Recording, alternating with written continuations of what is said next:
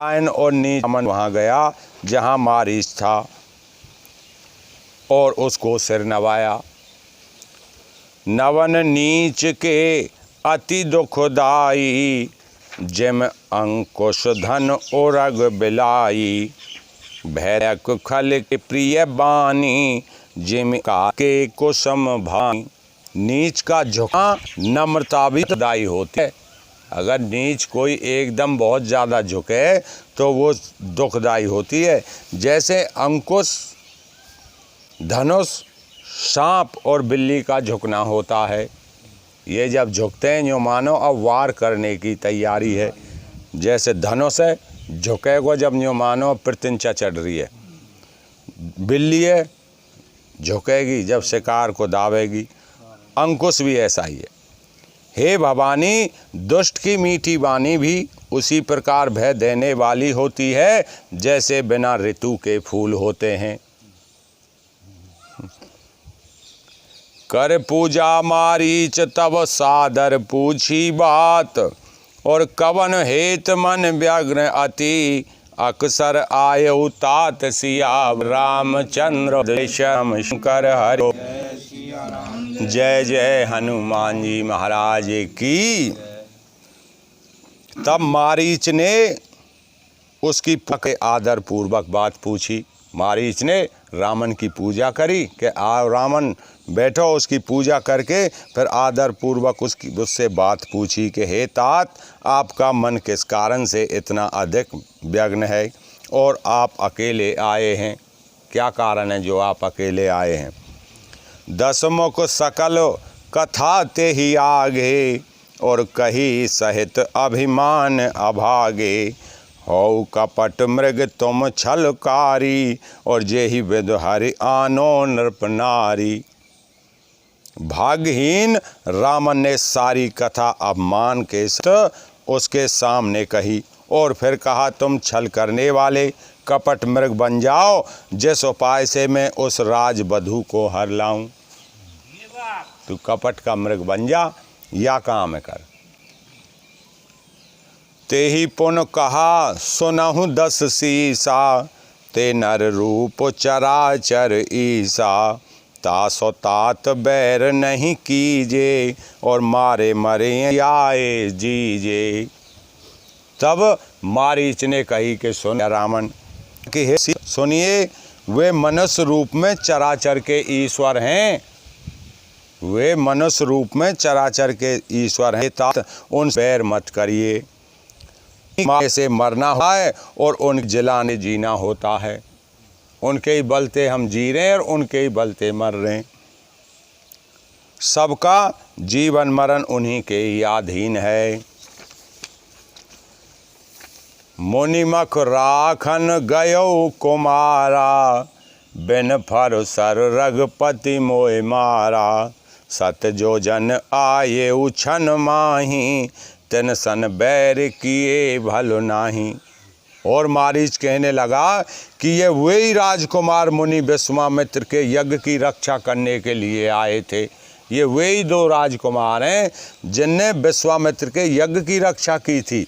वह समय पर रघुनाथ जी ने बिना फल का बाण मुझे मारा था, जिससे मैं क्षण भर में 100 योजन दूर आकर गिरा था।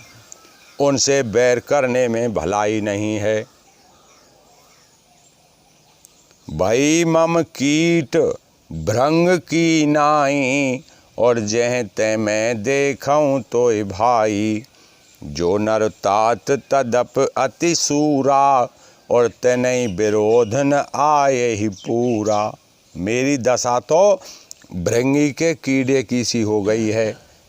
जब मैं जहाँ तहाँ श्री राम लक्ष्मण दोनों भाइयों को ही देखता हूँ। और हे तात, यदि वे मनुष्य हैं तो भी बड़े शूरवीर हैं, उनसे विरोध करने में पूरा नहीं पड़ेगा, यानी आपके हाथ सफलता नहीं लगेगी।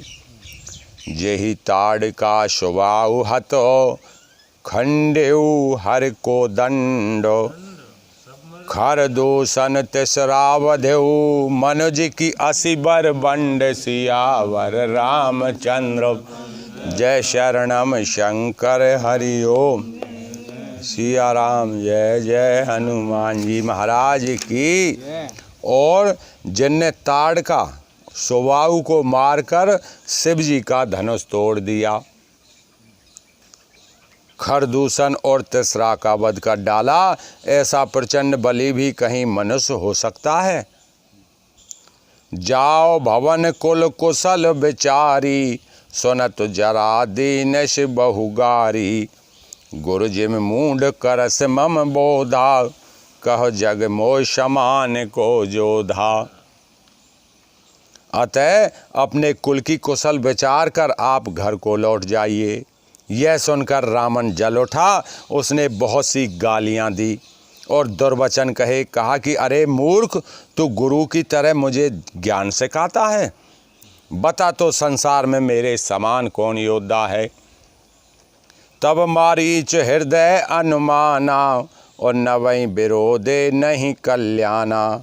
शस्त्री मर्मी प्रभु सटु धनी, वैद बंदी कवि मानस गुनी। तब मारीच ने हृदय में अनुमान किया कि मारीच ने अपने हृदय में अनुमान कर लिया कि शस्त्री जिसके हाथ में शस्त्र हो, मर्मी जो हमारे मर्म को जानने वाला हो, समर्थ स्वामी और जो समर्थ स्वामी हो, मूर्ख, धनवान, वैद्य, भाट, कवि और रसोइया, इन 9 व्यक्तियों से कभी भी विरोध करने में कल्याण नहीं होगा। ये 9 व्यक्ति ऐसे हैं जिनसे कभी विरोध नहीं करना चाहिए। अगर विरोध करेंगे तो हमारा कल्याण नहीं होगा।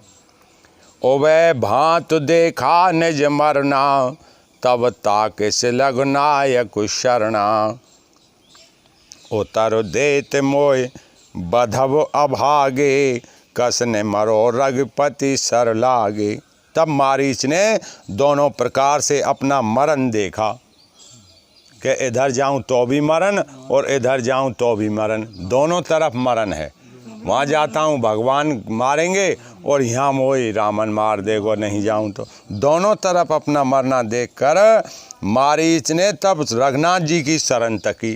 कि आते तो मरनो भगवान के हाथ थे, ठीक है। कि भगवान की शरण में जाने से ही कल्याण समझा और सोचा कि उत्तर देते ही नहीं करते ही, उत्तर देते ही नहीं करते ही यह अभागा मुझे मार डालेगा। ने की उत्तर दियो ना और ये तुरंत मेरी अब गर्दन उठावे। हाँ तो मुझे मार डालेगा, उत्तर देते ही वह अभागा मुझे मार डालेगा। फिर रघुनाथ जी के बाण लगने से ही क्यों ना मरूं।